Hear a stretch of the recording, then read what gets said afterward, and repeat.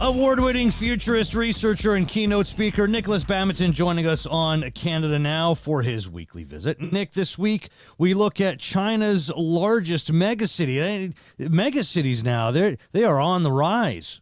Yeah, megacities are one of my favorite things to keep an eye on. I mean, I remember going to Tokyo years ago, and it's like 35 million people. It's like, oh wow, and it sprawls and the life there, and it's so fascinating to me, the rich tapestry. But we're starting to see a lot more cities spring up, and in a very sort of short amount of time as well. Yeah, because in 1975 there were only 4 megacities. And today, there are over 20. Now, I'm not sure how many megacities there are in China, because some say that there are 6, and then some say that there are 10 or more. Yeah, and how many are on the sort of the board to be sort of built as well? I mean, the idea, and this is a mantra that's happening in a lot of countries around the world, including like Africa, Southeast Asia, whatever, is to bring people in from rural areas so that they can, under the auspices of living a better life, can actually be more productive for the economies, right? So, and this is how the Industrial Revolution sort of happened as well. Bring the workers close to the factories, as it were. But it's interesting. Yeah, China is going great guns. I mean, this is sort of a forerunner of what's going to happen in Southeast Asia and also in Africa as well. I mean, let's look at it like Chongqing, right? Yeah. It's the same land area as South Carolina.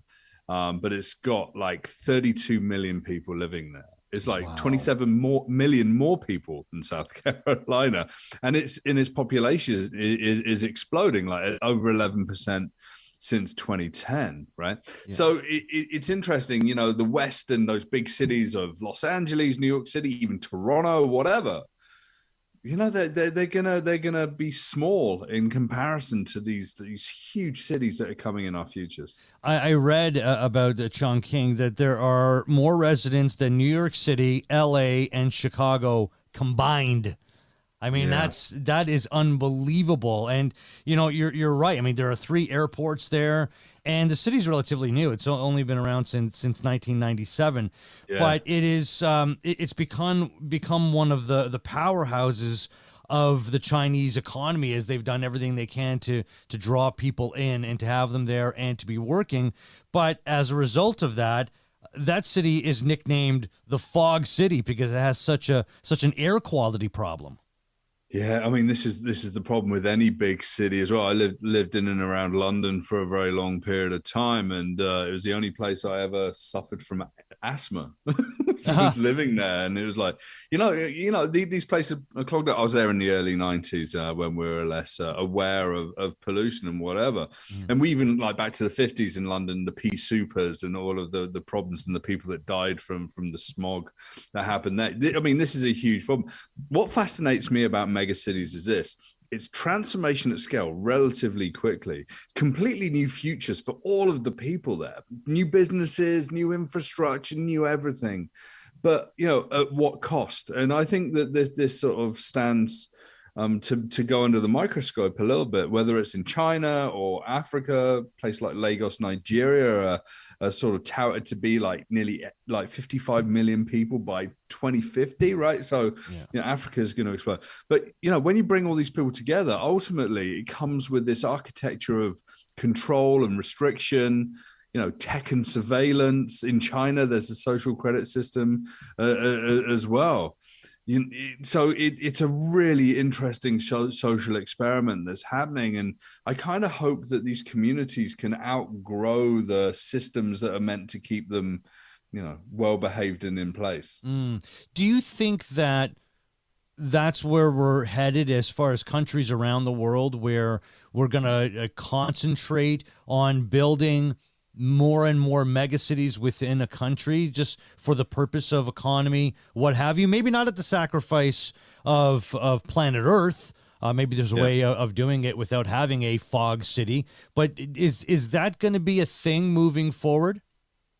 You know what? Pre-pandemic, I would have said it was a big thing that was going to happen. I think we've seen a lot of population shifts in places like the UK and also in Canada, certainly, and down in the States. A lot of people moving out to suburbs and exurbs and getting to the country. And I was chatting to people in the UK just the other day, and everyone's living in the countryside where I grew up, like villages of like 500 people. People are no longer sort of attracted like moths around a flame to like the big cities. But maybe there's going to be this resurgence. I actually think in I've said it again, Africa, Southeast Asia, like China, there's going to be an impetus to move to those places. I think in more developed economies, I think that people are going to sort of push away from those economies as well. I did a study about 3 or 4 years ago with a luxury car brand. Their cars cost like $500,000 plus, and they were looking at the habits of the rich and famous. And these cities are going to become, have areas that are going to be, for people in the elite set, the ultra high net worth individuals, people worth over $100 million. And so the growth of these cities is going to be bolstered by that amount of money coming in. But I don't think it's going to create equality. So this is something that we have to consider, right? Yeah, as you were saying, I was like, that doesn't seem fair for everybody. But they won't even live there. They'll literally buy places, or all over the place. Dar es Salaam and Johannesburg and Chennai, but all these new places. Places in Saudi, UAE, or whatever. All these people are just going to buy like 4th or 5th homes, and it's going to be very strange. Right? Now, what about like countries having these mega cities for the effort of drawing companies from other countries there? Like, we talked about Chongqing, which is home to 14 of China's biggest 500 companies. Prominent U.S. companies like Deloitte and Apple also have offices in the city. Yeah. So these are major hubs. When you get a major city, it becomes a major hub of trade, And once we start to, and I truly believe that this is really important for a global economy, is to create those linkages between those places of trade. So obviously you're going to have like a lot of companies coming to these places. Plus you're going to have 30 plus million people on the doorstep. So if you're not there in some way, you're not employing the locals, you don't know their voice, that's a lot of business that's going to go someone else's way, right? And Western companies as well, they've been desperately trying to, tap on the door of China for a long time. I got to travel to Beijing, I think about 18 years ago. And it was relatively undeveloped. And I met people that lived in hutongs in Beijing that are all now disappeared. And all those people have been put into high-rise apartments. And, there wasn't the culture of capitalism in China at that point. That was only 18 years ago. And now China's this like behemoth.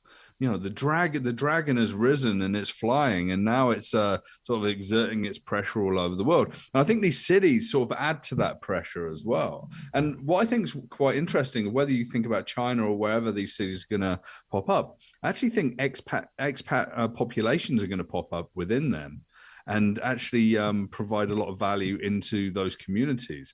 And they're going to encourage people from those communities to go and live in other cities around the world for that, transfer of knowledge and creation of business. Megacities on the rise. They're expected to emerge in a variety of places, as Nick mentioned. And according to the UN, by 2030, we'll see 13 new megacities. Check out NikolasBadminton.com. Nick Badminton, futurist, researcher, keynote speaker. Always a pleasure, my friend. We'll talk again soon. I'll chat to you very soon, Jeff. All right, looking forward to it, Nick.